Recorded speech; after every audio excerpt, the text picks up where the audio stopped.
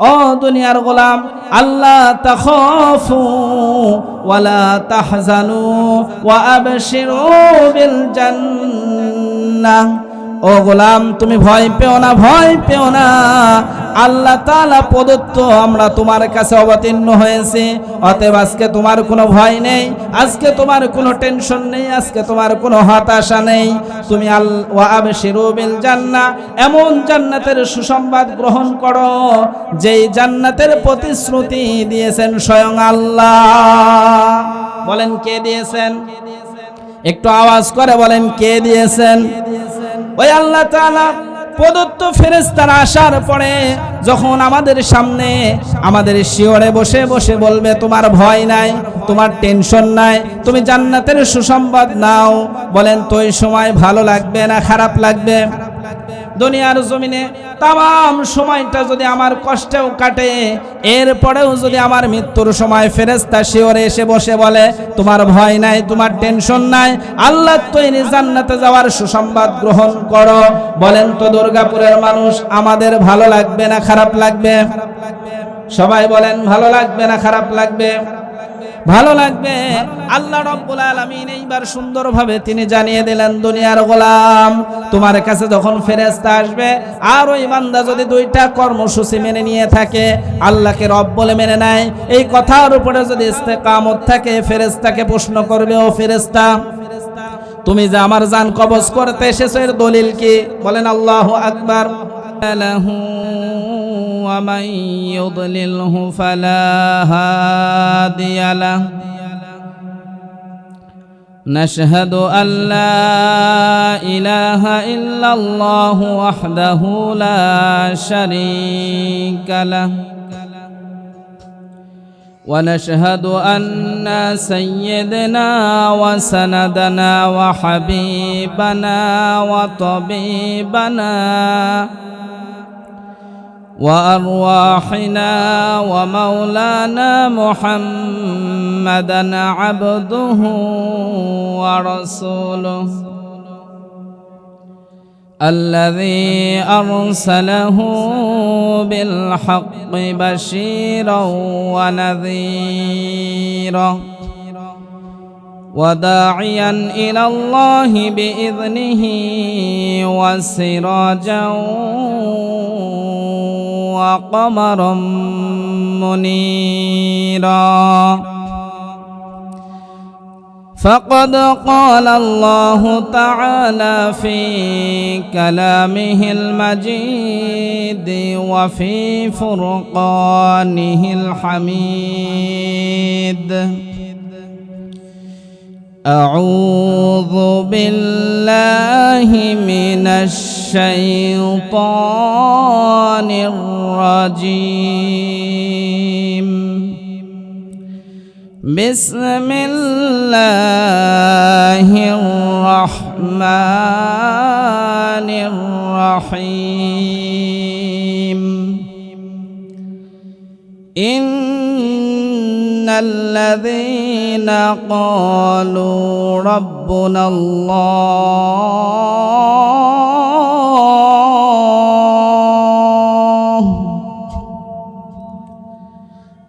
ثم استقاموا تتنزل عليهم الملائكة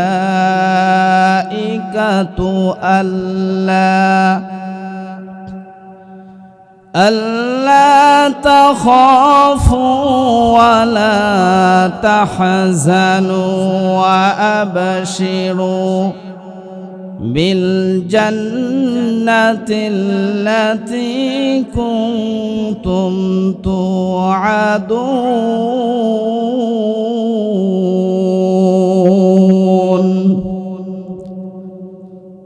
صدقت يا ربنا কার লাগিয়া কান্দ মানুষ কার লাগিয়া হাস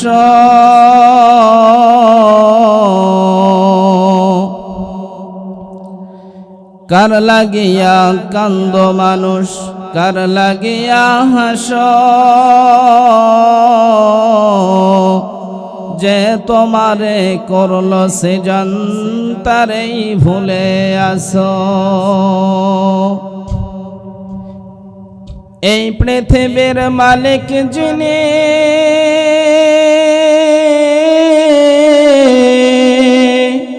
জপতারে নিশিত নিও, যার হাতেতে সকল জীবন, যার দয়াতে বাস।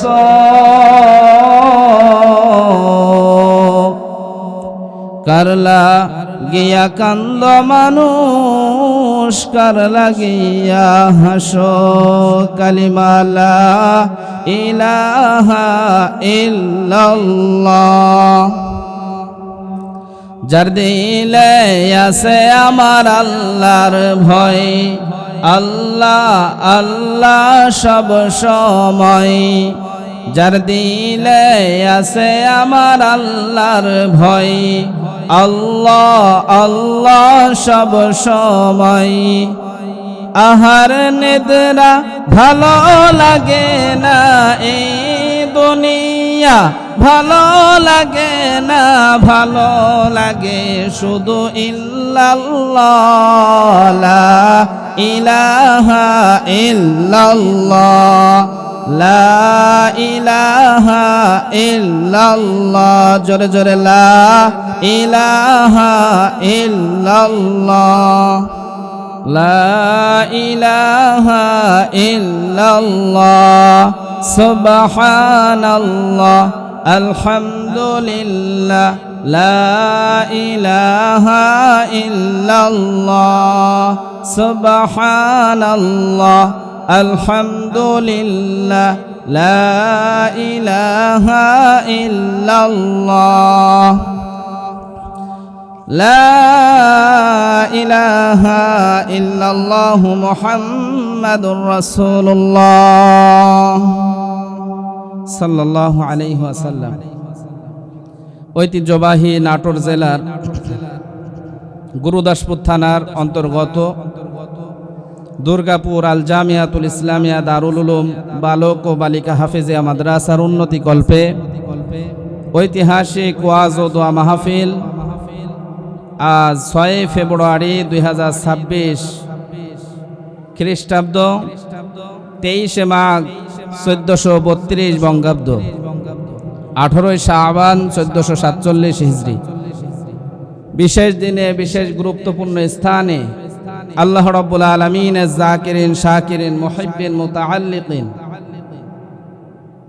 উপস্থিত বাংলার দূর দূরান্ত থেকে আগত পিতৃ সমতুল্য মুরব্বি ইজম যুবক ভাইয়েরা, আগামী দিনের রাঙ্গা প্রভাত কচিকাঁচা স্নেহের তালিবুল ইলম ছাত্র ভাইয়েরা, পর্দার আড়ালের অবলা সরলা সম্মানিতা মা ও বোনেরা, সকলকে আমার পক্ষ থেকে আন্তরিক মুবারকবাদ ও আরো একটিবার সমস্বরে মুসলমানদের অভিবাদন সালাম দিচ্ছি।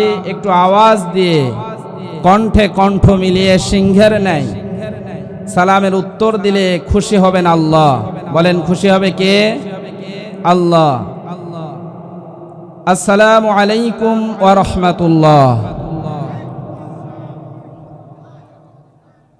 আলহামদুলিল্লাহ, সর্বোপরি শুকরিয়া জ্ঞাপন করছি সেই মহান রবের দরবারে যে রব আমাদেরকে অসুস্থ বানায়া মেডিকেলে ভর্তি না করিয়ে সুস্থ অবস্থায় সুস্থ মস্তিষ্কে এমন একটি সময়ে জান্নাতের মজলিসে জালিসুর রহমানে আসার বসার তৌফিক দান করেছেন, যে সময় কত মানুষ ইশারের সালাতটাও আদায় করতে পারে নাই, ঠিক কিনা?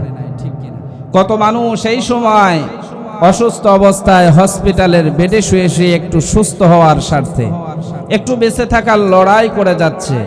তাদের চাইতে আল্লাহ রাব্বুল আলামিন আমাদেরকে ভালো রাখছে না খারাপ রাখছে? হয়তো দুর্গাপুর এলাকায় নয়, কিন্তু আসতে লেগে দেখলাম 2-3 জায়গায়, নাটক থেকে এতটুকুর মধ্যে পৌঁছতে গিয়ে দেখলাম 3 জায়গায় খাটনি নিয়ে রাস্তা পার হচ্ছে। তার মানে বোঝা যাচ্ছে এই সময়েও এমনও পরিবারে আহাজারি রোনাজারি কান্নার রোল পড়ে গেছে স্বজনদেরকে বিদায় দেওয়ার জন্য। অনেক জায়গায় এই সময় জানাজার ব্যবস্থা চলছে, দাফন কাফনের ব্যবস্থা চলছে, ঠিক কিনা? কিন্তু তাদের মধ্যে থেকে আল্লাহ রাব্বুল আলামিন আমাদেরকে সুস্থ অবস্থায় ভালো রেখে, ভালোবেসে, মহব্বত করে এই জান্নাতের বাগানে আসার তৌফিক দান করেছেন। এজন্য আমরা খুশি না বেজার? আওয়াজ দিয়ে বেশি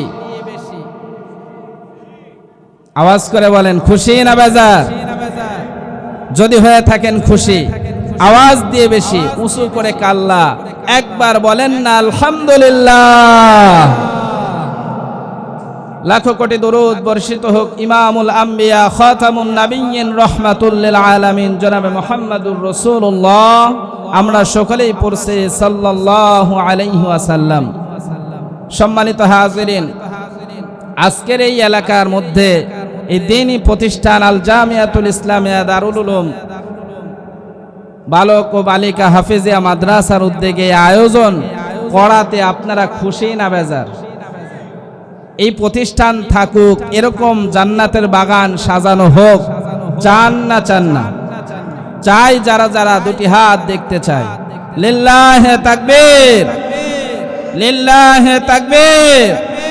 আল কোরআনের আলো, আল হাদিসের আলো, কোরআন হাদিস যেখানে, আলেম উলামা যেখানে, আলেম উলামা নাই যেখানে, কোরআন নাই যেখানে, তাফসীর মাহফিল যেখানে, লিল্লাহে তাকবীর। সম্মানিত প্রিয় ভাইয়েরা আমার, আজকের এই মাহফিল কোরআন থেকে কথা বলার মাহফিল, ঠিক কিনা? দুনিয়ার মধ্যে অনেক আয়োজন হয় যেখানে বক্তা চিল্লিয়ে 1.5 ঘন্টা 2 ঘন্টা মিথ্যা কথা বলে বলে মিথ্যার সয়লাব ছড়ায়, কিন্তু খুঁজতে গেলে দেখা যায় একটাও সত্য কথা নাই, ঠিক কিনা বলেন? কিন্তু আল্লাহর কোরআন থেকে যদি কথা বলা হয়, বলেন এর মধ্যে সত্য কথা না মিথ্যা কথা?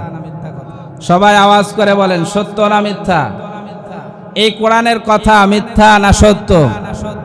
পৃথিবীর মধ্যে এমন কোনো গ্রন্থ নেই, এমন কোনো বই নেই যেই গ্রন্থের, যেই বইয়ের কথা বললে সেই কথা সত্য 100% গ্যারান্টি যুক্ত এমন তথ্য কেউ দিতে পারে নাই। কিন্তু আল্লাহ রাব্বুল আলামিন এই কোরআনের শুরুতেই ঘোষণা করে দিলেন। আল্লাহ রাব্বুল আলামিন বলেন, যালিকাল কিতাবু লা রাইবা ফীহ। দুনিয়ার মধ্যে এমন কোনো বই নেই, এমন কোনো গ্রন্থ নেই যেই বইয়ের মধ্যে শুরুতেই ওই লেখক এই কথা বলে দিয়েছে, আমার বইয়ের মধ্যে একটাও ভুল পাওয়া যাবে না, বরং প্রত্যেকটা লেখক তার বইয়ের শুরুতে অভিমত ব্যক্ত করে দিয়েছেন, আমার এই বইয়ের মধ্যে যদি কোনো ভুল পাওয়া যায় তাহলে আমার এই বইয়ের ব্যাপারে আমাদেরকে জানাবেন, দ্বিতীয়বার সংস্কারের সময় আমরা সেটা সংশোধন করে দিব, ঠিক কিনা?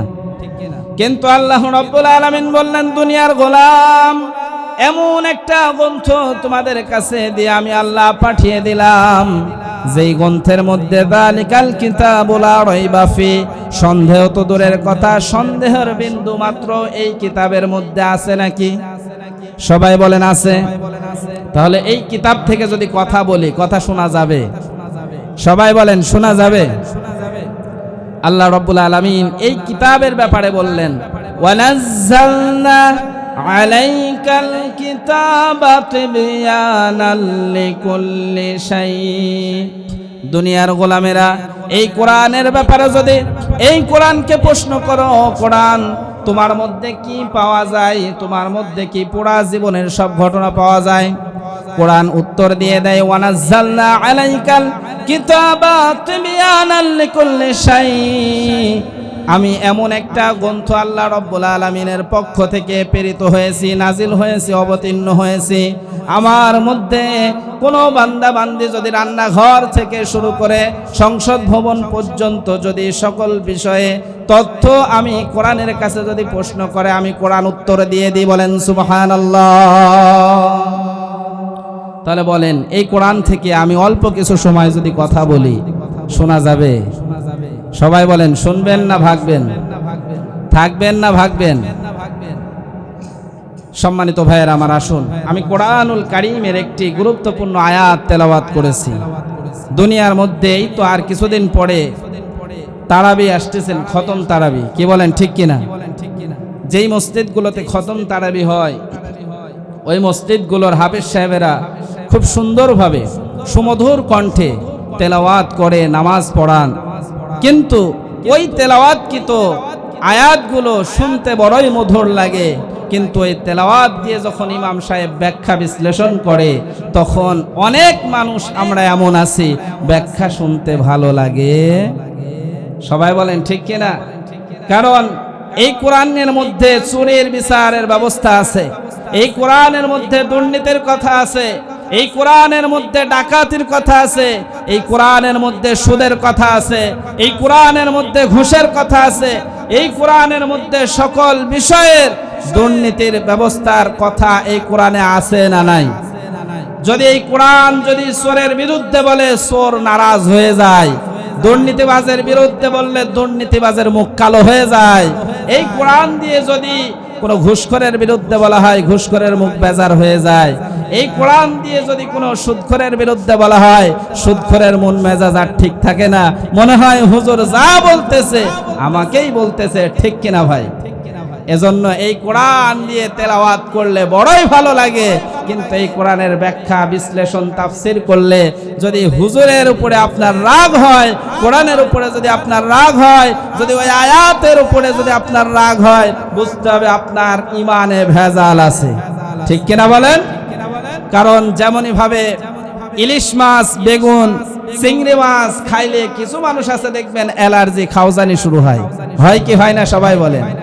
আল্লাহ বলেন এই কোরআনটাও এমন একটা গ্রন্থ, এই কোরআন দিয়ে যদি সঠিক তাফসীর করা হয়, সঠিক ব্যাখ্যা বিশ্লেষণ করা হয়, তেলাওয়াত করলে যদি তোমার কাছে ভালো লাগে, ব্যাখ্যা করলে যদি ভালো না লাগে, বুঝতে হবে তোমার ভিতরেও ওই অ্যালার্জি রোগীর মতন যদি রোগ দেখা দেয়, বুঝতে হবে তোমার ঈমান 100% নাই। কথা বলেন ঠিক কিনা? তাহলে আমাদের ঈমান 100% করার দরকার আছে না নাই? তেলাওয়াত করলে যেমন ভালো লাগবে, তাফসীর করলেও তেমন ভালো লাগবে, আমার ব্যাখ্যা বিশ্লেষণ করলে আমার পক্ষে আসুক বিপক্ষে আসুক সর্বহালতে আমার ভালো লাগার দরকার আছে না নাই? সবাই বলেন ভালো লাগার দরকার আছে না নাই? যদি ভালো লাগে সেই আলোকেই সম্মানিত ভাইয়েরা আমার, আমি আপনাদের সামনে আপনাদের খেদমতে সূরাতুল হামিম সেজদা, কোরআনুল কারীমের একটি গুরুত্বপূর্ণ সূরা, এই সূরার 30 নম্বর আয়াত তেলাওয়াত করেছি। বলেন সূরার নাম কি? সবাই বলেন সূরার নাম কি? এই সূরার 30 নম্বর আয়াত তেলাওয়াত করেছি। বলেন কয় নাম্বার? 30 নম্বর। এই আয়াতের মধ্যে আল্লাহ রাব্বুল আলামিন সুন্দরভাবে দুনিয়ার মানুষদেরকে ডাক দিয়ে বললেন, ও দুনিয়ার গোলামেরা, তোমরা যদি দুইটা কর্মসূচি মেনে নাও, আমি আল্লাহ তাআলা তোমার এই সংকীর্ণ হায়াতের জিন্দেগিতে তুমি পার করার পরে তোমার জন্য চিরস্থায়ী স্থান, চিরস্থায়ী বাসস্থান জান্নাতের সুসংবাদ দিয়ে দেব। বলেন সুবহানাল্লাহ। আমাদের সকলের টার্গেট কোথায় বলেন? জান্নাত কিনা? সবাই বলেন জান্নাত কিনা? এখানে যারা বসে আছেন যদি বলি বাবাজি জান্নাতে যেতে চান না কারা কারা, দুই হাত তুলেন। কেউ তুলবেন? সবাই বলেন তুলবেন। যদি বলি জাহান্নামে যাবেন কারা কারা, কেউ তুলবেন? তার মানে সবার জান্নাতে যাওয়ার আশা ভিতরে আছে না নাই? আল্লাহ বলেন যদি জান্নাতে যাওয়ার আশা শুধু ভিতরে রাখো তাহলে হবে না, বরং জান্নাতে যাওয়ার জন্য তোমাকে কর্মসূচি বাস্তবায়ন করতে হবে দুইটা। বলেন কয়টা?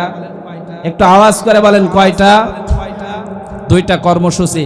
যদি দুইটা কর্মসূচি আমরা মেনে নিতে পারি তাহলে আমাদের জন্য পুরস্কার প্রতিদান হবে দুইটা। কথা বলেন কয়টা? এই দুইটা প্রতিদান, দুইটা পুরস্কার, দুইটা কর্মসূচি নিয়ে আমি সংক্ষিপ্তভাবে মুখতাসার সময়ের মধ্যে আলোচনা করে আপনাদের মাঝ থেকে বিদায় নিব। ওমা তাওফীক ইল্লা বিল্লাহ। সম্মানিত ভাইয়েরা আমার, আল্লাহ রাব্বুল আলামিন বলেন নিশ্চয় তারা যারা আমি আল্লাহকে রব বলে মেনে নিয়েছে। বলেন এক নাম্বার কি?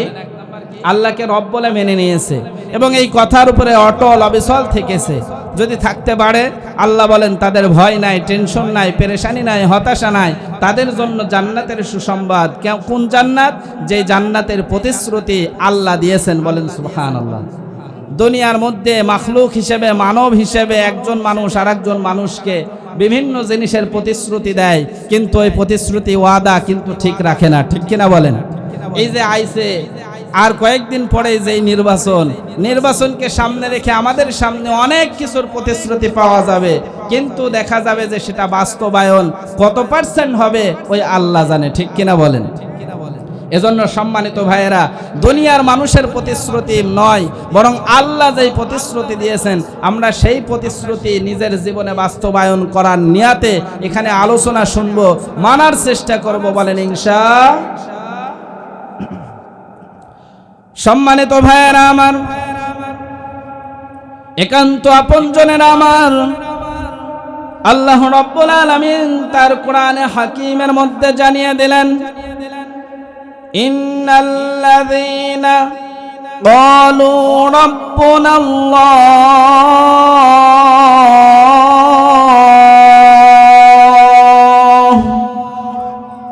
আল্লাহ রাব্বুল আলামিন বলেন, ইন্নাল্লাযীনা, নিশ্চয় যারা ক্বালু এই কথা বলবে, রাব্বুনাল্লাহ আমাদের রব হলেন আল্লাহ। একটু আওয়াজ করে জানতে চাই দুর্গাপুরের মুসলমান, আমাদের রব কে? সবাই বলেন আমাদের রব কে? ওই রব তিনি না চাইতে দেন সব জিনিস, ঠিক কিনা? কোনদিন ওই আল্লাহর কাছে আমরা নিজের রিজিকের ব্যাপারে আল্লাহর কাছে ফরিয়াদ করি নাই, ও মালিক আমার অক্সিজেনের প্রয়োজন, আমার চোখের দৃষ্টির প্রয়োজন, আমার কানের শক্তির প্রয়োজন, আমার হাত সচল করে দাও, আমার পা সচল করে দাও, দুনিয়ার বডিটা যেটা আমাকে দান করেছো আল্লাহ, এই বডির মধ্যে যা যা দরকার তুমি আমাকে দাও। কোনদিন কি আল্লাহর কাছে বলেছি? সবাই বলেন বলেছি। আল্লাহ বলেন, তোমাকে তোমার দিনের শুরু থেকে নিয়ে শেষ পর্যন্ত তোমার জন্য যা যা প্রয়োজন গোলাম, তোমাকে ওই রব সব দিয়ে দেন না চাইতেই। একজন শ্রমিক যদি তার মালিকের কাছে বলে, মালিক আমি 2 দিনের জন্য ছুটিতে যাব, বাড়িতে যাব, আমার অমুক সমস্যা আমাকে ছুটি দেন। একজন কর্মচারী যদি তার মালিকের কাছে দরখাস্ত লেখে, মালিক চাইলে সেটা মঞ্জুর করতেও পারে, আবার মালিক চাইলে সেটা মঞ্জুর নাও করতে পারে, ঠিক কিনা বলেন? কিন্তু আল্লাহ বলেন, ওই মালিক যদি তার ছুটি মঞ্জুর করে তবেই ওই কর্মচারী ছুটি কাটাইতে পারবে, কিন্তু মালিকের অনুমতি ছাড়া ওই কর্মচারী কোনো কিছুই করতে পারে না। আল্লাহ বলেন, গোলাম তুমি আমার কাছে কোনোদিন দরখাস্ত দাও নাই, ও আল্লাহ আমাকে তুমি সুস্থ রাখো, আমাকে তুমি ভালো রাখো, বলেছি নাকি? সবাই বলেন বলেছি। ছোট ছিলাম, ছোটতে আমার নাম ছিল না, আমাকে কেউ চিনত না। আল্লাহ বলেন, তুমি তো ছিলে মৃত, তোমাকে মৃত্যু থেকে জীবিত করেছি। কাইফা তাকফুরুনা বিল্লাহ ওয়া কুনতুম আমওয়াতা। গোলাম তুমি তো ছিলে মৃত, তোমাকে মৃত থেকে ফাহইয়াকুম সজ্জীবিত করেছি, জীবন দিয়েছি। জীবন দেওয়ার পরে কাইফা তাকফুরুনা বিল্লাহ, ওই রবের সঙ্গে কেমনে অস্বীকার করো? ওই রবকে কেমনে তুমি ভুলে থাকো যে রব তোমাকে মৃত থেকে জীবিত করলো, মায়ের রেহেমে আনলো, মায়ের রেহেম থেকে আল্লাহু আখরাজাকুম মিন বুতুনি উম্মাহাতিকুম লা তা'লামুনা শাইআ। আল্লাহ বলেন, আমি আল্লাহ তোমাকে তোমার মায়ের রেহেম থেকে বের করার রাস্তাটা আমি আল্লাহ সহজ করে দিয়েছি। শুধু তাই নয়, সুম্মা সাবিলা ইয়াসসারা, তুমি তো তোমার মায়ের রেহেম থেকে বের হওয়ার কথা ছিল না, সেখান থেকে আমি আল্লাহ তোমাকে বাহির করলাম। বের করার পরে গোলাম দুনিয়ার মধ্যে আনার পরে লা তা'লামুনা শাইআ, তুমি তো কিছুই জানতে না। দুনিয়ায় তোমার কোনো নাম ছিল না, তোমার কোনো খ্যাতি ছিল না, তোমাকে কেউ চিনত না, তোমার টাকা ছিল না, বাড়ি ছিল না, গাড়ি ছিল না, তুমি চেয়ারম্যান ছিলে না, এমপি ছিলে না, তোমাকে কেউ চিনত না। চিনত নাকি?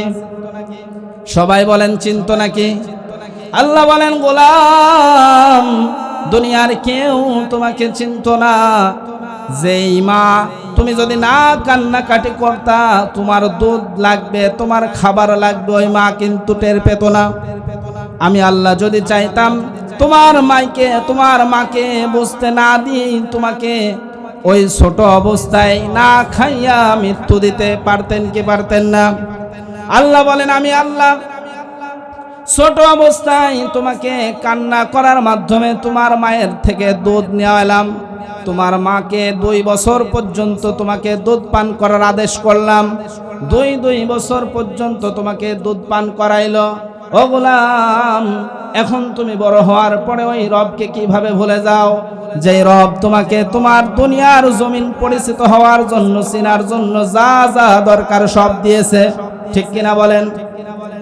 আল্লাহ বলেন ওই রবকে শুধু দুনিয়ার জমিনে স্বীকার করলে হবে না। আল্লাহ তাআলা বলেন দুনিয়ার কোনো মাখলুককে স্বীকার করলে হবে না। আল্লাহ তাআলা বলেন রব্বুনা আল্লাহ, যারা বলবে আমাদের রব আল্লাহ, আমাদের রব আল্লাহ, এই কথার উপরে অটল থাকতে হবে, ইস্তেকামত থাকতে হবে। আল্লাহ বলেন সুম্মাস্তাকামু তাতানাজ্জালু আলাইহিমুল মালাইকা, এই কথার উপরে অটল থাকতে হবে। বলেন তাহলে কর্মসূচি কয়টা? সবাই বলেন কর্মসূচি কয়টা? 1 নাম্বার রব্বুনা আল্লাহ, 1 নাম্বার আমাদের রব হলেন আল্লাহ। আর 2 নাম্বার হলো ওই রব যে আমাদের আল্লাহ, এটা বলা সহজ কিন্তু মানা কঠিন, ঠিক কিনা বলেন? আল্লাহ বলেন শুধু আমি আল্লাহকে রব বলে স্বীকার করলেই হবে না, সুম্মাস্তাকামু, ওই কথার উপরে অটল থাকতে হবে, অবিচল থাকতে হবে। এখন যদি আমি বলি সিঙ্গাপুর যাব, আমি যদি বলি মালয়েশিয়া যাব, আমি যদি বলি ইন্ডিয়া যাব, বলা সহজ, কথা বলেন ঠিক কিনা? কিন্তু যদি বলা হয় যাও, তাহলে পরে পাসপোর্ট করতে হবে, ভিসা করতে হবে, মেডিকেল করতে হবে, বিভিন্ন কাগজপাতি গুছাইতে হবে। এরপরে যদি আমি টিকি তবে আমি মালয়েশিয়া অথবা সিঙ্গাপুরে যেতে পারবো, ঠিক কিনা বলেন? আল্লাহ বলেন দুনিয়ার একজন বেঈমানও আল্লাহকে আল্লাহ বলে কিন্তু মানে নাই, আল্লাহকে আল্লাহ বলে কিন্তু জানে, কিন্তু আল্লাহকে আল্লাহ বলে জানার নাম ঈমান নয়, বরং আল্লাহ যে এক এবং আল্লাহ তাআলা যে আমাদের রব, এই কথার উপরে ইস্তেকামত থাকতে হবে, অটল থাকতে হবে, অবিচল থাকতে হবে। বলেন কি থাকতে হবে? ইস্তেকামত থাকতে হবে। যদি কোনো গোলাম ইস্তেকামত থাকে, অটল থাকে, ওই বান্দার কোনোদিন ফজরের নামাজ ছুটবে না, ঠিক কিনা বলেন? ওই বান্দার কোনোদিন জোহরের নামাজ ছুটবে না, কোনোদিন আসরের নামাজ ছুটবে না, মাগরিবের নামাজ ছুটবে না, এশারের নামাজ ছুটবে না। ওই গোলাম যদি আল্লাহকে রব বলে মেনে নেওয়ার পরে যদি ওই কথার উপরে ইস্তেকামত থাকে, দুনিয়ার মধ্যে বিপদে পড়বে, মুসিবতে পড়বে, দুনিয়ার কোনো মানুষের কাছে দৌড় মারবে না, আগে যার কাছে দৌড় মারবে তিনি হলেন আল্লাহ। বলেন ঠিক কিনা? আল্লাহ রাব্বুল আলামিন বলেন দুনিয়ার গোলাম, যদি তুমি আমি আল্লাহকে রব বলে মেনে নিতে পারো, আর যদি ওই কথার উপরে অটল থাকতে পারো, তোমার উপরে বাধা আসবে, বিপত্তি আসবে, জেল আসবে, জুলুম আসবে, হামলা আসবে, মামলা আসবে, হুলি আসবে, তুনি আসবে, কিন্তু দুনিয়ার মানুষ এগুলোকে পরোয়া করা, সবাই বলেন পরোয়া করা। একবেলা যদি না খাইতে পারে, একবেলা যদি সংসারের মধ্যে আমাদের খাবার না থাকে, টেনশন ধরে যায়, কার কাছে যাব, কার কাছে যে চাবো? আল্লাহ বলেন দুনিয়ার গোলাম, কারো কাছে যাওয়ার দরকার নাই, যে আল্লাহ তোমাকে দুনিয়াতে প্রেরণ করেছেন ওই আল্লাহ তোমার জন্য রিজিকের ফয়সালা কিন্তু করেই রেখেছে, ঠিক কিনা বলেন? কিন্তু আমাদের একান্ত হৃদয় থেকে দৃঢ় বিশ্বাস স্থাপন করতে হবে, আল্লাহ আমাদেরকে দেয়, আল্লাহ আমাদেরকে খাওয়ায়, আল্লাহ রিজিক দাতা, আল্লাহ পালন কর্তা, আল্লাহ সৃষ্টিকর্তা। আল্লাহ রব্বুল আলামিন আমাদের সব কিছু দেখেন। যে রব আমাদেরকে অসুস্থ বানাতে পারে, যে রব আমাদেরকে সুস্থ রাখতে পারে, সেই রব আমার ঘরে খাবার না থাকলে ব্যবস্থা করতে পারে কি পারে না? সবাই বলেন পারে কি পারে না? আল্লাহ রব্বুল আলামিন বলেন ও দুনিয়ার গোলাম, যদি তুমি আমি আল্লাহকে রব বলে মেনে নেওয়ার পরে ওই কথার উপরে যদি তুমি ইস্তেকামত থাকতে পারো, অটল থাকতে পারো, অবিচল থাকতে পারো, দুনিয়ার জমিন থেকে তোমাকে কিন্তু বিদায় নিতে হবে, ঠিক কিনা বলেন? এখানে যারা বসে আছি একজনও কি বলতে পারবো আমি মরবো না? কি বলেন? মরবেন না এরকম কেউ আছেন নাকি? একটু হাত তুলে দেখান ইনশাআল্লাহ যে আমি মরবো না। বলেন ইনশাআল্লাহ কেউ আছেন মরবেন না? আল্লাহ তাআলা বলেন দুনিয়ার গোলাম তোমার জন্য একটা নির্ধারিত সময় রয়েছে, ওই সময়টা যখন চলে আসবে তোমার মৃত্যু হবে। মালাকুল মাউত কিন্তু তোমাকে ছেড়ে দিবে না, মালাকুল মাউত তোমার কাছে চলে আসবে। দুনিয়ার মধ্যে যদি তুমি এই দুইটা কর্মসূচি মেনে নিতে পারো, এই দুইটা কর্মসূচি দিয়ে যদি জীবন বাস্তবায়ন করতে পারো, এই দুই কর্মসূচির মধ্যে আল্লাহ সব কিছু রেখে দিয়েছেন। বলেন সুবহানাল্লাহ। কয়টা কর্মসূচি? সবাই বলেন কয়টা? জোর হলো না, কয়টা? এক নাম্বার আল্লাহকে রব বলে মেনে নিতে হবে, আর দুই নাম্বার ওই কথার উপরে অটল থাকতে হবে। যদি থাকতে পারি কোনোদিন নামাজ আমার থেকে মিস হবে না, ঠিক কিনা বলেন? নামাজ তরক হবে না, রোজা তরক হবে না, রমজান মাসে কেউ দিনের বেলা খাবে না, কারণ ওর ভিতরে ঈমান থাকবে, ওর ভিতরে তাকওয়া থাকবে। দুনিয়ার কেউ যেটা দেখে না সেটা দেখেন কে? আল্লাহ রাব্বুল আলামিন। এইবার সুন্দরভাবে বলেন দুনিয়ার গোলাম দুনিয়াতে আসছিলা, একটা নির্ধারিত সময় তোমার জন্য বাঁধা ছিল, অমুক দিনে অমুক সময় তুমি দুনিয়ার জমিনে আসবা, ঠিক কিনা বলেন? কিন্তু আল্লাহ বলেন দুনিয়ার জমিন থেকে তুমি চলে যাবা কোন সময়, কোন অবস্থায় তোমাকে দুনিয়ার জমিন ছেড়ে চলে যেতে হবে তুমি কিন্তু জানো না। দুনিয়াতে এসেছিলা স্বাভাবিক, কিন্তু দুনিয়ার জমিন থেকে যাবা কিন্তু তুমি অস্বাভাবিক, ঠিক কিনা বলেন? আল্লাহ তাআলা বলেন দুনিয়ার জমিনে তোমার বাড়ি, তোমার গাড়ি, তোমার ঘর, তোমার অর্থ সম্পদ সব কিছু কিন্তু পড়ে রবে, কিন্তু তোমাকে দুনিয়া ছেড়ে চলে যেতে হবে, ঠিক কিনা ভাই? দুনিয়া থেকে যেতেই হবে, আজ হোক নতুবা কাল হোক, দুনিয়া থেকে আমাদের যেতে হবে।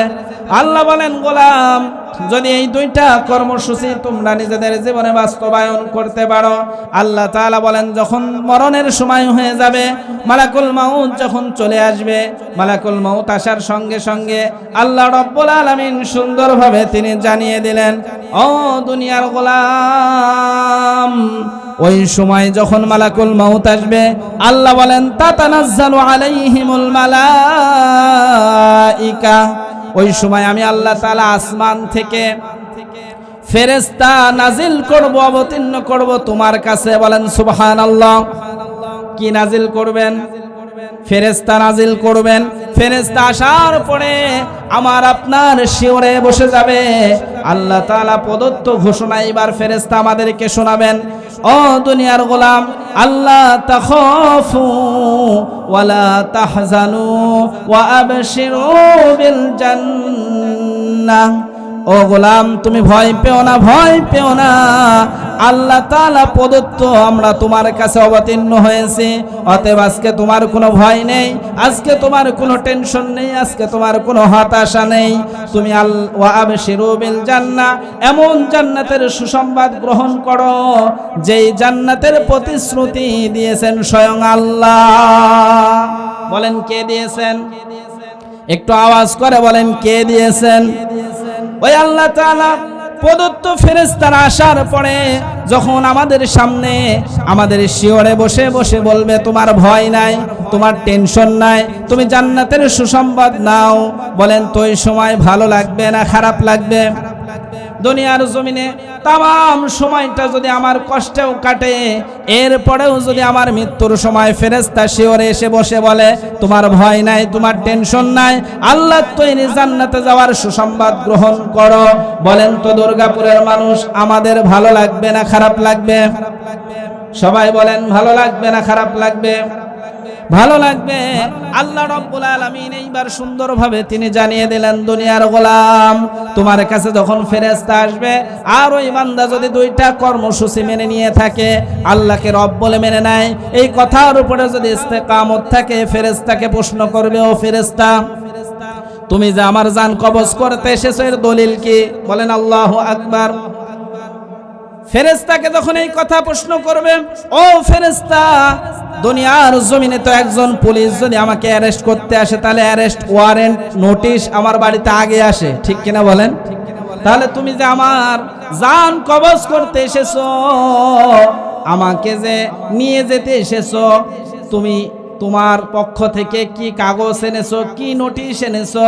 ফেরেশতা মালাকুল মউত এবার আল্লাহর দরবারে চলে যায়। আল্লাহ, অমুক গ্রামের অমুক এলাকার অমুকের ছেলে অমুক দুনিয়ার জমিনে তোমাকে মেনেছে, তোমার কথার উপরে ইস্তেকামত থেকেছে, তুমি সব পারো, সব দেখো, সব করো, এই কথার উপরে ইস্তেকামত থেকে সারাটা জীবন কষ্ট করেছে।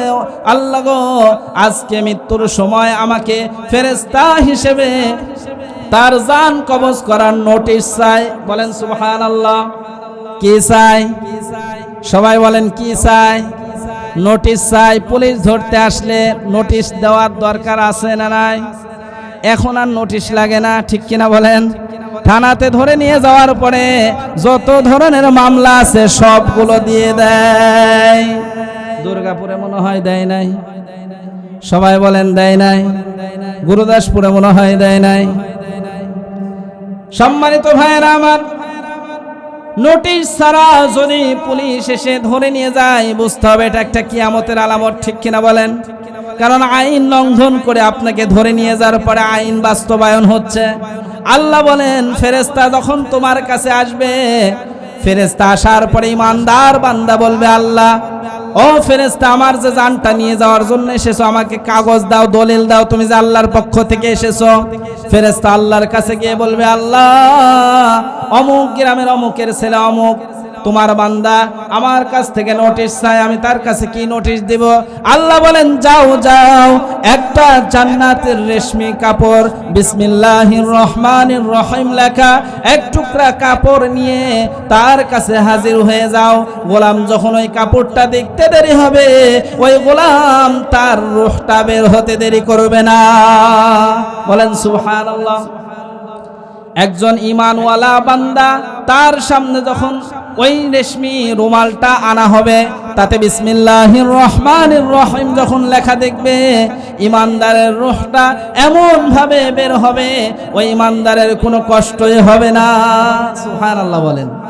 সম্মানিত ভাইয়েরা আমার, এমন মৃত্যু, এমন অবস্থা আমাদের জীবনে আসুক, চাই কি চাই না?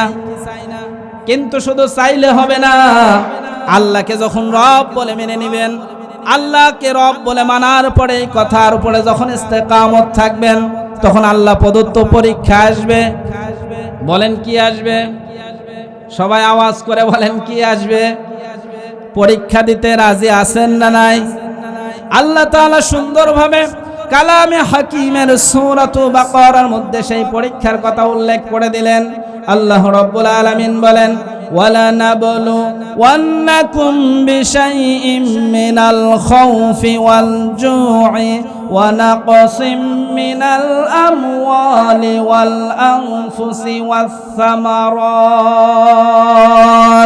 وَبَشِّرِ الصَّابِرِينَ।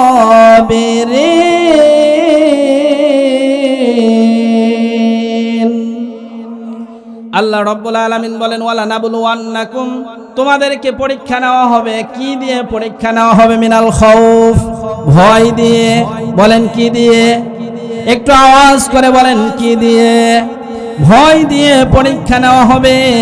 দুনিয়ার জমিনে যদি অমুক নেতার কর্মী, আমি এই নেতার অনুসরণ যদি না করতে পারো, বাড়িতে কিন্তু থাকতে। সবাই বলেন থাকতে। এমন ভয় আছে না নাই? সবাই বলেন আছে না নাই? আল্লাহ বলেন দুনিয়ার মধ্যে তোমাকে মাখলুক হয়ে মাখলুককে ভয় দেখাও, এই ভয় কিন্তু চিরস্থায়ী নয়, ভয় কিন্তু আমি আল্লাহ দেখাবো। ঠিক কিনা বলেন? আজকে তোমার ক্ষমতা, আজকে তোমার শক্তি, আজকে তোমার পাওয়ারের বলে তুমি যেই ভয় দেখাইতেছো আমার জনগণের উপরে, এই ভয় কিন্তু আমি আল্লাহ দেখাবো। আমি আল্লাহ ধরি না, ধরলে কিন্তু, সবাই বলেন ধরলে কিন্তু। আল্লাহ রাব্বুল আলামিন বলেন এক নাম্বার পরীক্ষা নিব ওয়াল খাউফ, ভয় দিয়ে। বলেন কি দিয়ে? 2 নাম্বার ওয়াল জু, ক্ষুধা দিয়ে। 3 নাম্বার ওয়ানাকসিম মিনাল আমওয়াল, তোমার ধন সম্পদ দিয়ে। এরপরে আল্লাহ বলেন ওয়াল আনফুস, তোমার জীবন নিয়েও আমি আল্লাহ পরীক্ষা নিব। হয়তোবা ছোট ছেলে হয়েছে অথবা বড় ছেলে হয়েছে, বাবার আগে দুনিয়ার জমিন থেকে আল্লাহ নিয়ে নিয়েছেন, এটা একটা পরীক্ষা। ঠিক কিনা বলেন? সন্তান হয়েছে, বাবা হিসেবে সন্তানকে লালন পালন করেছেন, বড় করতেছেন, এমন তো অবস্থায় বাবার আগেই সন্তান দুনিয়ার জমিন থেকে বিদায়। আছে না নাই? আল্লাহ বলেন এটা আমি আল্লাহর পরীক্ষা। বলেন কার পরীক্ষা? আল্লাহ তাআলার পরীক্ষা। আল্লাহ বলেন 3 নাম্বার, 4 নাম্বার, 5 নাম্বার এবার ওয়াসামারাত, ফল ফসল ফলাদি দিয়ে, শস্য দিয়ে আমি আল্লাহ তাআলা তোমার জমির ফসল নিয়ে আমি আল্লাহ তোমাকে পরীক্ষা করব। এক সিজনে তোমার জমির আবাদ ভালো দিব, আর এক সিজনে তোমার জমির আবাদগুলো আমি ডুবিয়ে দিব। এটা কার পরীক্ষা? কিন্তু মুমিন যারা, ইমানদার যারা, আল্লাহকে রব বলে মেনে নিবে যারা, তারা হতাশ। সবাই বলেন হতাশ। আল্লাহ বলেন ওয়াবাশশিরিস সাবিরিন, ইমানদার বান্দারা কিন্তু হতাশ হবে না। এই পরীক্ষাগুলো আসবে, ভয় আসবে, তারপরে ক্ষুধা আসবে। আল্লাহ বলেন সম্পদের পরীক্ষা আসবে, জানের পরীক্ষা আসবে, ফসল ফল ফলাদির পরীক্ষা আসবে, আবাদের পরীক্ষা আসবে, কিন্তু গোলাম আমার ধৈর্য ধারণ করবে। আল্লাহ বলেন ধৈর্যশীলদের জন্যই আমি আল্লাহ তাআলার পক্ষ থেকে সুসংবাদ। বলেন সুবহানাল্লাহ। আল্লাহ রাব্বুল আলামিন এইবার বলেন দুনিয়ার গোলাম, যদি তোমরা ওই আল্লাহকে রব বলে মেনে নাও, আর যদি এই কথার উপরে ইস্তেকামত থাকতে পারো, আল্লাহ রাব্বুল আলামিন এই পরীক্ষাগুলো তোমার জীবনে বাস্তবায়ন করতে পারেন। যদি তোমার জীবনে এই কর্মসূচি, এই পরীক্ষাগুলো চলে আসে, গোলাম হতাশ হওয়া যাবে না, পেরেশান হওয়া যাবে না, টেনশন হওয়া যাবে না। বিশ্বাস স্থাপন করে ধৈর্য ধরতে হবে। কার উপরে? একটু আওয়াজ করে বলেন কার উপরে? আল্লাহর উপরে। যদি আল্লাহর উপরে ধৈর্য ধারণ করতে পারেন, আল্লাহ বলেন আমি আল্লাহ তাআলা শুধু তোমাদেরকে জান্নাতের সুসংবাদ দিব তা নয়, এমন জান্নাত দিব যেই জান্নাতের নিচ দিয়ে তলদেশ দিয়ে নহর প্রবাহিত হবে। বলেন সুবহানাল্লাহ। আল্লাহ রাব্বুল আলামিন এই কথাটা সুন্দরভাবে সূরা মুহাম্মাদের 15 নম্বর আয়াতের মধ্যে উল্লেখ করে দিলেন। আল্লাহ রাব্বুল আলামিন সুন্দরভাবে তিনি কালামে হাকিমের মধ্যে বলে দিলেন, মাসালুল জান্নাতিল্লাতী বুইদাল মুত্তাকুন, মুমিনদের জন্য, ইমানদারদের জন্য, এই কোয়ালিটি সম্পন্ন ব্যক্তিদের জন্য যেই জান্নাতের প্রতিশ্রুতি আল্লাহ দিয়েছিলেন, এমন জান্নাত, সেই জান্নাতের দৃষ্টান্ত তো এমন, ফিহা আনহারুম মিন মাইন গায়রি আসিন, সেই জান্নাতের নিচ দিয়ে স্বচ্ছ পানির নহর প্রবাহিত হবে। বলেন সুবহানাল্লাহ। কি পানির? সবাই বলেন কি পানির?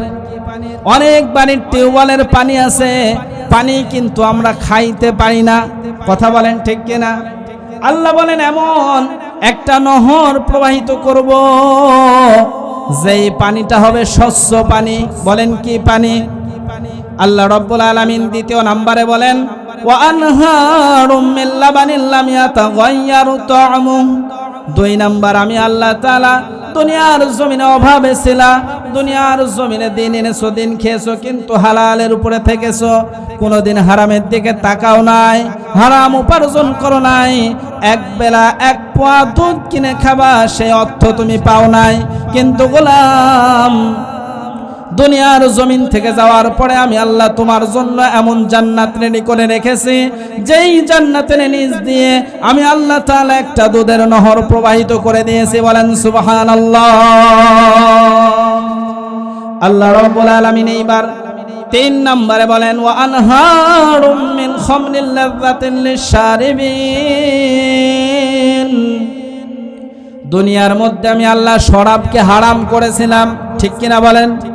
আল্লাহ বলেছিল মদকে আমি আল্লাহ হারাম করেছিলাম, কিন্তু এই মদের নহর জান্নাতের তলদেশ দিয়ে প্রবাহিত হবে। সেদিন তোমরা সেই মদটা আরাম করে করে পান করবা। বলেন সুবহানাল্লাহ। শুধু তাই নয়, আল্লাহ বলেন ওয়া আনহারুম মিন আসালিম মুসাফফা, এমন জান্নাত দান করব যেই জান্নাতের নিচ দিয়ে চতুর্থ নাম্বার আল্লাহ বলেন এমন একটা নহর দেব। দুনিয়ার জমিনে খাঁটি মধু কিনে খাইতে পারো নাই, খাঁটি মধু পাও নাই, কিন্তু ওই হাসরের ময়দানে জান্নাতের তলদেশ দিয়ে আমি আল্লাহ তাআলা একটা মধুর নহর প্রবাহিত করব। বলেন সুবহানাল্লাহ। কিসের নহর? সবাই বলেন কিসের নহর? মধুর নহর।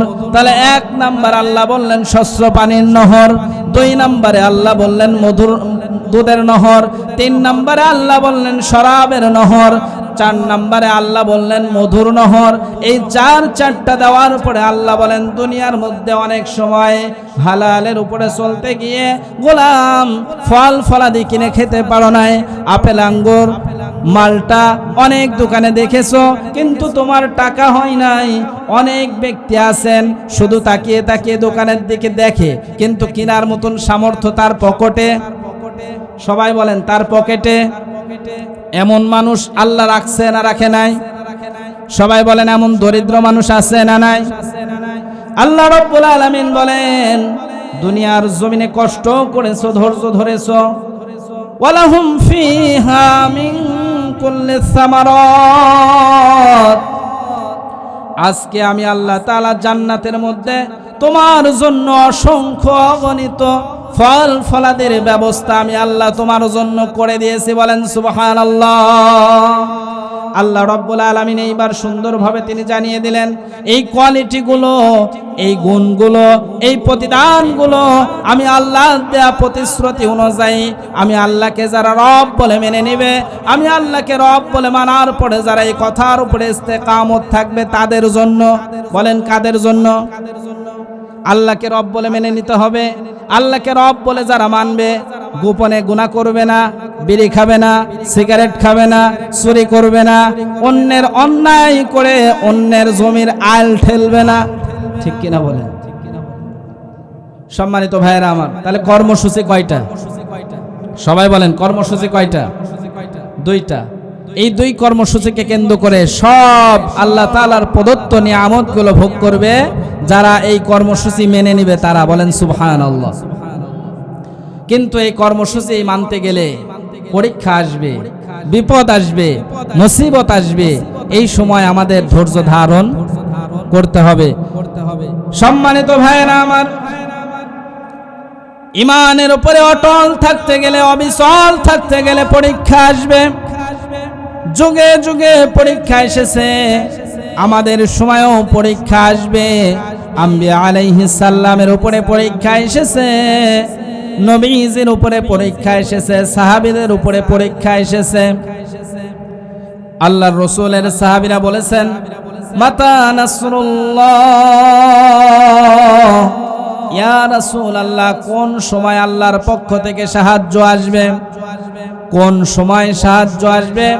আল্লাহ তাআলার প্রদত্ত ঈমানের উপরে অটল থাকতে গিয়ে, অবিচল থাকতে গিয়ে কেউ বা উত্তপ্ত বালুর উপরে শীত করে শোয়া, বুকের উপরে পাথর চাপিয়ে দেওয়া হয়েছে। কাউকে বা তাজা মানুষের জিহ্বার মধ্যে পেরাক মেরে দেওয়া হয়েছে। ঠিক কিনা বলেন? আবার কাউকে গরম তেলের মধ্যে ফেলে তাদেরকে জীবন্ত পুড়িয়ে দেওয়া হয়েছে। আল্লাহ তাআলা বলেন দুনিয়ার গোলাম, সূরাতুল আনকাবুতের 2 নম্বর আয়াত নাজিল করে তোমাদের জন্য সান্ত্বনা। আহাসিবান নাসু আইয়ুতরাকু আইয়াকুলু আমান্না ওয়া হুম লা ইফতানুন। দুনিয়ার জমিনে কি তোমরা এটা ধারণা করে নিয়েছো? দুনিয়ার মানুষেরা কি এটা ধারণা করে নিয়েছে আইয়াকুলু আমান্না বিল্লাহ, আমরা আল্লাহর উপরে ঈমান আনলাম, আর আইয়ুতরাকু আমাদেরকে ছেড়ে দেওয়া হবে, ওয়া হুম লা ইফতানুন, অথচ তাদের পরীক্ষা নেওয়া হবে না। বলেন আমাদের পরীক্ষা নেওয়া হবে কি হবে না? সবাই বলেন হবে কি হবে না?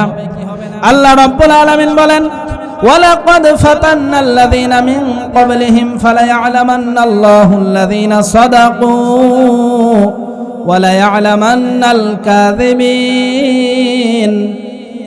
আল্লাহ রাব্বুল আলামিন বলেন দুনিয়ার পূর্ববর্তী উম্মতদেরকে পরীক্ষা নেওয়া হয়েছে, আম্বিয়া আলাইহিস সালামদেরকে পরীক্ষা নেওয়া হয়েছে কারা সত্যবাদী আর কারা মিথ্যাবাদী এটা যাচাই করার জন্য। যদি আল্লাহ তাআলা পরীক্ষা না নিতেন আব্দুল্লাহ ইবনে উবাই ইবনে সুলুলকে বের করা যেত না।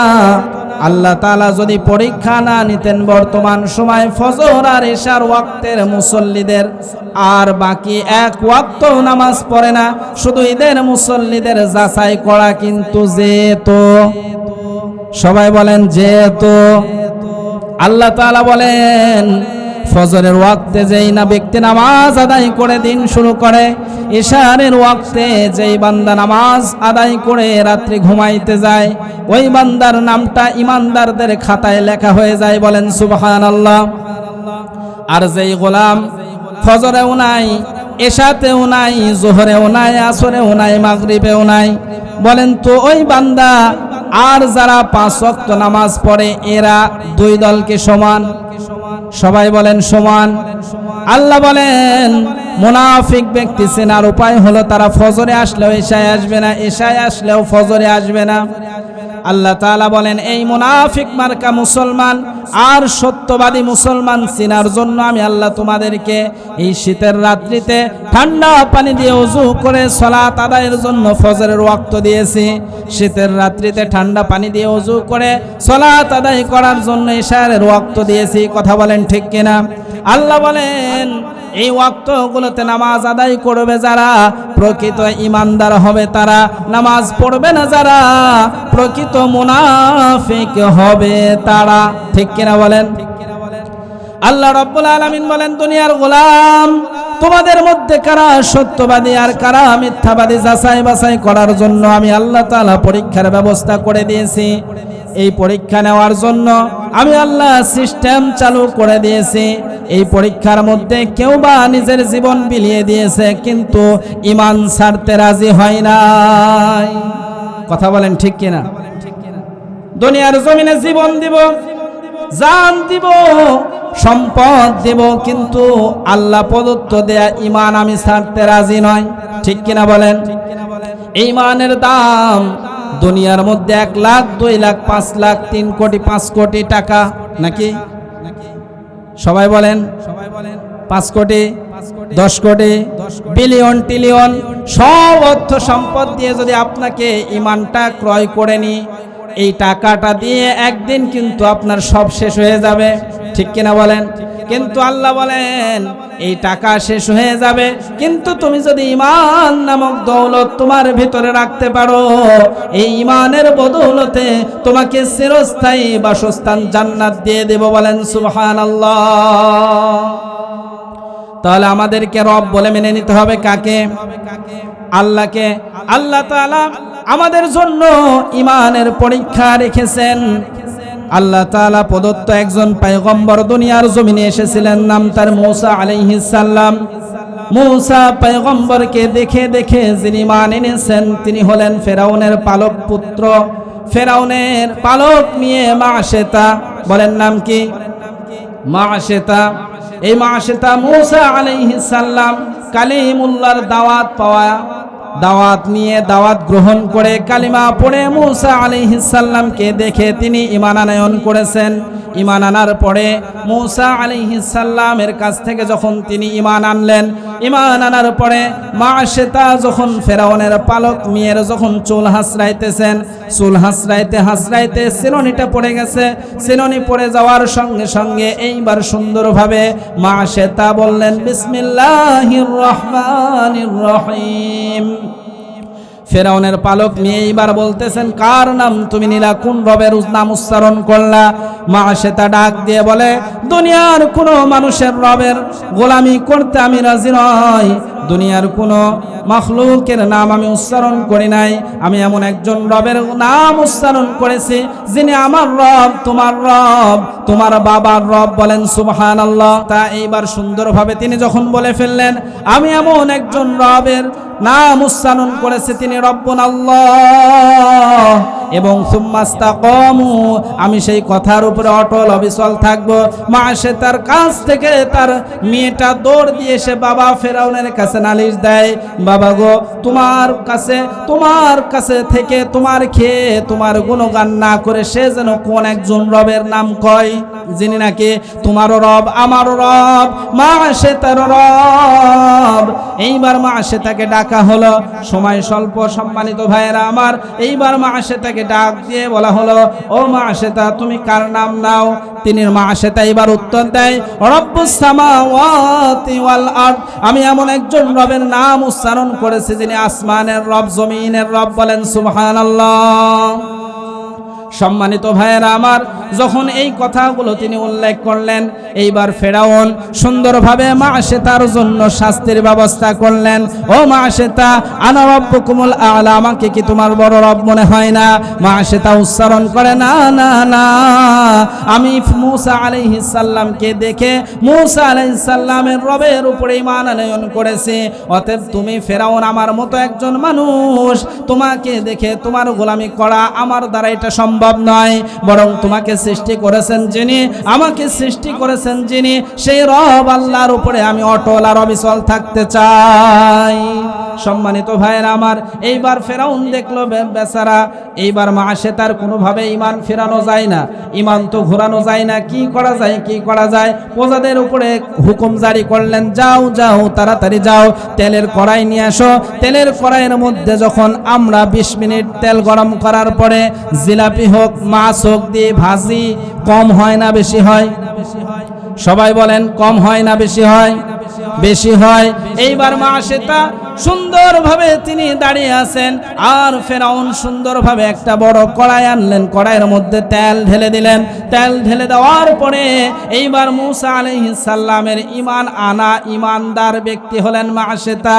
এইবার ফেরাউন ডাক দিয়ে মাআশেতাকে বলে, ও মাআশেতা, তুমি এইবার তোমার ঈমান ছাড়ো, নতুবা এই তেলের মধ্যে তোমাকে ছড়ানো হবে, তেলের মধ্যে চোবানো হবে। এইবার যখন এই কথা বলা হয়ে গেল, মাআশেতা এবার সুন্দরভাবে তিনি উল্লেখ করে জানিয়ে দিলেন, ও ফেরাউন, আমি কেন, আমার সন্তান কেন, আমাদের প্রত্যেককে যদি ওই তেলের মধ্যে চুবাও, এরপরেও জীবন দিব, শহীদ হব, কিন্তু ঈমান ছাড়ব না। ঠিক কিনা বলেন? ঈমান ছাড়া যাবে? সবাই বলেন, ঈমান ছাড়া যাবে? মাআশেতার 2টা সন্তান ছিল, একটা কোলের সন্তান, একটা বড় সন্তান। 2 সন্তান সহ মাআশেতাকে যখন ফেরাউন পুড়িয়ে ফেলল, তেলের মধ্যে ছেড়ে দিল, টকবক টকবক করে যখন হাড্ডিগুলো গোস্তগুলো যখন পুড়ে একেবারে সব কিছু শুধু আপনার খড়কুটার মতো হাড্ডিগুলো ভাসতে থাকলো। এরপরে ফেরাউন যখন ওই হাড্ডিগুলো একত্রে যখন মাটিতে ডুবিয়ে রেখেছিল, মাটিতে যখন পুঁতে রেখেছে, আল্লাহর নবী হযরত নবী মুহাম্মদ সাল্লাল্লাহু আলাইহি ওয়াসাল্লাম মেরাজের রাত্রিতে যখন তিনি যাইতেছেন, বুরাকের উপরে চলে যান, আর জান্নাতের সুঘ্রাণ আসে। কি ব্যাপার ভাই জিবরাইল, এই জান্নাতের সুঘ্রাণ এত দ্রুত জমিনের মধ্যে আসে, তার কারণটা কি? জান্নাত কি আমরা পেয়ে গেলাম নাকি? হযরত জিবরাইল তখন ডাক দিয়ে বলে, ইয়া রাসূলুল্লাহ, 2000 বছর আগে মাআশেতা ফেরাউনের কাছে জীবন দিয়েছে, শহীদ হয়েছে, কিন্তু তার ঈমান বিক্রি করে নাই, যার কারণে আজকে এই হাড্ডি থেকে জান্নাতের ঘ্রাণ বের হইতেছে। বলেন সুবহানাল্লাহ। আল্লাহ তাআলা বলেন, ইন্নাল্লাযীনা ক্বালু রাব্বুনাল্লাহ, যারা আমি আল্লাহকে রব বলে মেনে নিবে, সুম্মাস্তাকামু, এই কথার উপরে অটল আর অবিচল থাকবে, তাদের জন্য জান্নাত অবধারিত। শুধু জান্নাত নয়, তাদেরকে যদি মেরেও ফেলে দেওয়া হয়, তারা যদি জীবন দেয়, শহীদ হয়, তারা আল্লাহর কাছে জীবিত। বলেন আল্লাহু আকবার। আমরা জীবিত আল্লাহর কাছে থাকতে চাই কি চাই না? জান্নাত পেতে চাই কি চাই না? রব আল্লাহকে মেনে নিয়ে সেই কথার উপরে অটল অবিচল থাকতে চাই কি চাই না?